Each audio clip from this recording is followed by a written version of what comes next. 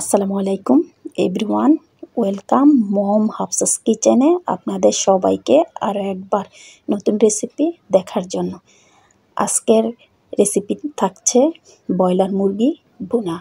এই ব্রয়লার মুরগির ভুনাটা দেখতে যেমন লোভনীয়, খেতেও তেমনি অসম্ভব টেস্ট হয়। এখানে হাফ কাপ সয়াবিন তেল, দারচিনি 2 টুকরো, তেজপাতা 2 টুকরো দিয়ে দিচ্ছি, কিছু এলাচ, কিছু লবঙ্গ দিয়ে আবারও ভেজে নিচ্ছি যেন গরম মশলার একটা সেন্ট বের হয়। গরম মশলার যখন সেন্ট বের হয়েছে দিয়ে দিচ্ছি এখানে কুচানো পেঁয়াজ 1 কাপ। পেঁয়াজ দিয়ে আবারও ভেজে নিচ্ছি। পেঁয়াজ যখন নরম হয়ে গেছে দিয়ে দিচ্ছি এখানে বড় সাইজের একটা টমেটো ছোট টুকরা করে দিয়েছি এখানে স্বাদ মতন লবণ দিয়ে আবারও টমেটো ভেজে নিচ্ছি। টমেটো একটু নরম হয়ে গেছে যখন দিয়ে দিচ্ছি আদা রসুন, দিয়ে আবারও আদা রসুন কষিয়ে নিচ্ছি আদা রসুনের কাঁচা গন্ধ যাওয়া পর্যন্ত। তো এখন দিয়ে দিচ্ছি সামান্য একটু পানি দিয়ে আবারও নেড়েচেড়ে নিচ্ছি।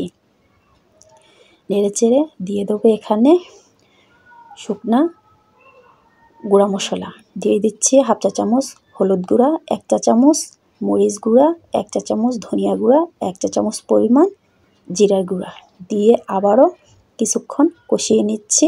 যখন মশলা থেকে যখন তেল উপরে ভেসে উঠেছে দিয়ে দিচ্ছি এখানে 1 কেজি পরিমাণ মুরগির মাংস দিয়ে আবারও নেড়েচেড়ে নেব। এখন চুলা জালটাকে হাই করে আমি রান্না করব 4 থেকে 5 মিনিট, যেন মাংস থেকে কোনো পানি বের না হয়। একটু ভুনা করে নেব চুলার জাল হাই করে। চুলার জালটা যদি এই পর্যায়ে লো থাকে তাইলে কিন্তু অনেক পরিমাণ পানি উঠে যায়। ফার্মের মুরগি কিন্তু পানি উঠলে খেতে ভালো লাগে না, নরম হয়ে যায় খুব দ্রুত। চুলার জালটা হাই থাকলে মাংসটা ভাজা ভাজা হয়, খেতেও কিন্তু স্বাদ হয়। চুলার জালটা যেহেতু হাইতে একটু পরে নিচ থেকে নেড়েচেড়ে রাখতে হবে যেন তলানিতে লেগে না যায়। তলানিতে লেগে গেলে কিন্তু মাংস টেস্ট কিন্তু ভালো আসে না, পোড়া একটা গন্ধ বের হয়।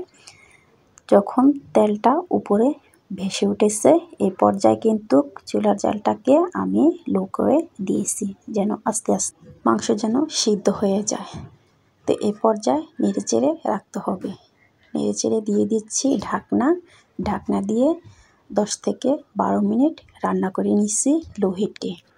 এভাবে ফার্মের মুরগি রান্না করলে যারা ফার্মের মুরগি খায় না তারাও পছন্দ করে খাবে।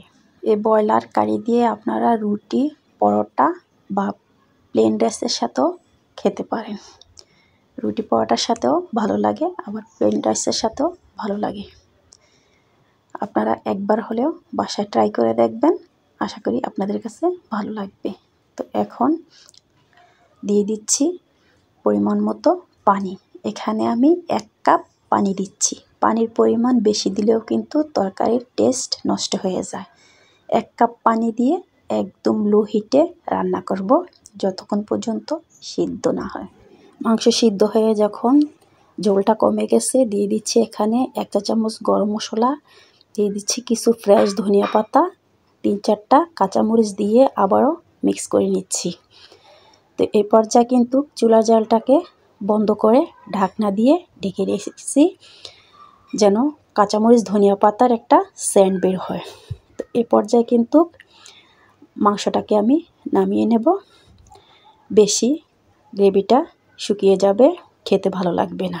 ঠান্ডা হলে কিন্তু আরও কিছুটা টেনে যাবে। তো যদি আমার ভিডিও ভালো লাগে প্লিজ লাইক করবেন, কমেন্ট করবেন, শেয়ার করবেন, আর চাইলে চ্যানেল সাবস্ক্রাইব করে রাখতে পারেন। চ্যানেল সাবস্ক্রাইব করে অল নোটিফিকেশন ক্লিক করে রাখবেন, সবার আগে আপনার কাছে পৌঁছে যাবে।